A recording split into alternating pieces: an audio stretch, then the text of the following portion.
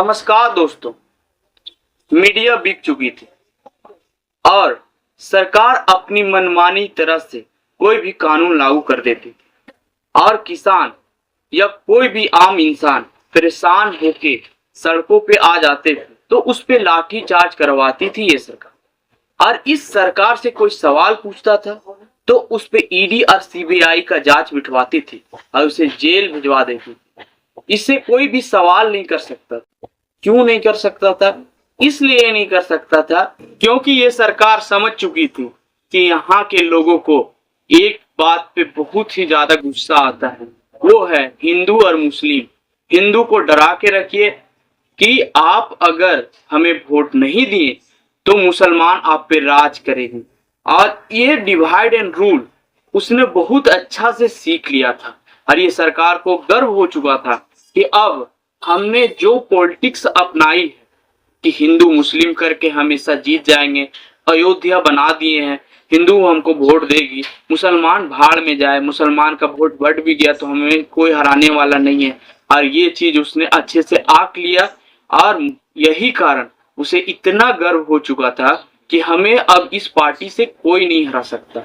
और उसे ही गर्व नहीं हुआ, गोदी मीडिया को भी गर्व हो चुका था कि ये सरकार अभी बहुत लंबे समय से रहेगी और इसका बहुमत बहुत ही आगे 400 370 नीचे नहीं आएगा और अपोजिशन का कोई पावर नहीं होगा। लेकिन आम इंसान के वर्ड पे पावर होता है। आम इंसान जो सोचता है वो कर देता है। हमने लोकतंत्र बचाने की पूरी कोशिश की और उस कोशिश में हम कामयाब हो गए। भले ही इसकी सरकार बहुत ही ज्यादा सीट से हुकूमत में आई थी और वो हुकूमत राजतंत्र की तरह, राजा की तरह वो राज करना स्टार्ट कर दिया। वो डिक्टेटरशिप बन चुकी थी ये सरकार। और ये सरकार अपने डिक्टेटरशिप की तरह सभी को अपने झूठे वादों और झूठे जुमलों में उलझा के लोगों को परेशान करना स्टार्ट कर देती थी, लेकिन सही का जवाब नहीं देती थी। अगर आप सच पूछते थे तो आपको दबाया जाता था, आप मुंह खोल के सही जवाब नहीं पूछ सकते थे। अगर आप सही जवाब पूछते थे तो आपको बदनाम किया जाता था। इसी बदनामी के चक्कर में सभी को लगा कि ये देश खत्म हो जाएगा, इसमें कोई संविधान नहीं बचेगा, क्योंकि अब की बार 400 पार का नारा दिया गया और 370 सीट बीजेपी बोली हम लाएंगे। लेकिन जो बिगुल यूट्यूबरों ने बजाया, फर्स्ट स्टार्ट किया तुराठी ने, और उस बिगुल के कारण सभी यूट्यूबर ने मेहनत करना स्टार्ट किया कि ये सरकार को जवाब देंगे कि अभी भी लोकतंत्र इस देश में बाकी है, अभी भी लोग जागरूक हैं, समझेंगे बात को। डर तो सभी को था क्योंकि अंधभक्त को समझाने पर उसे कुछ समझ नहीं आता था, लेकिन ये डर को हमने पार किया और जीत की राह में चल दिए। और हमने कोशिश की कि इस संविधान को हम बचा के ही रहेंगे।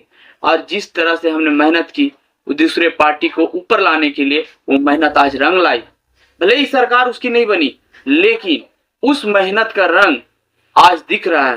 बीजेपी चुपचाप है और डर गई है कि अगर नीतीश बदले तो देश भी बदला, सरकार भी बदली और हमारी सरकार गई।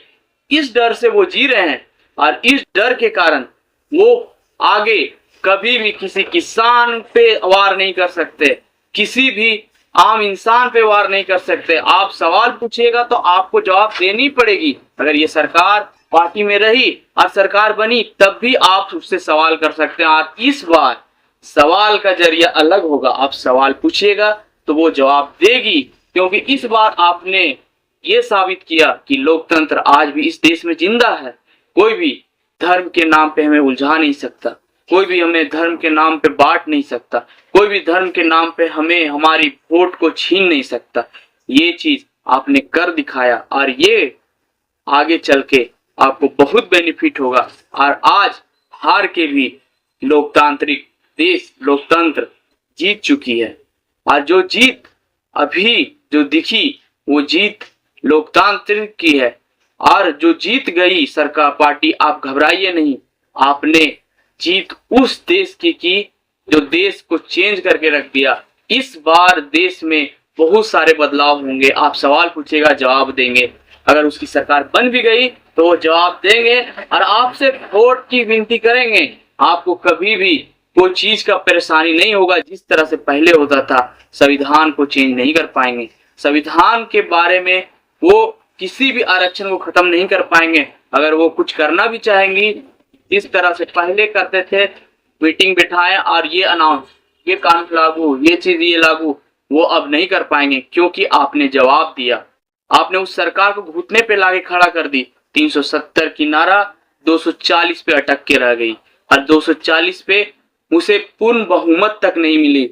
जो सरकार 370 और 400 पार की बात कर रही थी वो 240 पे अटक गई और एनडीए 290 पे आ गई। अगर सोचिए, जो एनडीए का अलायंस है उसमें से कोई भी पार्टी उससे चूकती है तो उसकी सरकार भी नहीं बनेगी। तो ये सरकार को आपने जवाब दिया कि धर्म के नाम पे हमें बांट नहीं सकते। और बहुत शुक्रगुजार हैं उस यूट्यूबर की, धुर्राटी की, जिसने इस बिगुल को बजाया और सभी को प्रेरित किया कि आप लगिए काम पे और काम कीजिए, अपने देश के डेमोक्रेसी को बचाइए। आपके अंदर ये आग था, आपके अंदर डर था, उस डर को सबसे पहले उसने झेला और उसके बाद हमने झेलना स्टार्ट किया और बहुत सारे छोटे यूट्यूबर ने झेलना स्टार्ट किया। जो डर को उसने खत्म किया और माहौल बनाया और लोगों को जागृत किया। इसके लिए आप, हम सभी आपके नमन। ध्रुव भाई, आपने जो मेहनत किया वो रंग लाई। आज देश का डेमोक्रेसी जीत चुका है और जो डेमोक्रेसी आपने घोषित किया कि ये डेमोक्रेसी का जीत होना चाहिए, लोकतांत्रिक का जीत होना चाहिए, आपने साबित किया कि लोकतंत्र अभी भी देश में है। आपकी बात और आवाज पूरे देश में गूंजी और सभी ने आपको सपोर्ट किया और ये चीज आज अपोजिशन को फायदा हुआ। ये अपोजिशन का ही जीत नहीं है, ये आम आदमी इंसान ने भी बहुत सारे मेहनत किया कि हम इस बार सही डिसीजन लेंगे और ये डिसीजन मुकम्मल रूप से देखने को मिला। थैंक यू, धन्यवाद और इस वीडियो को शेयर करें।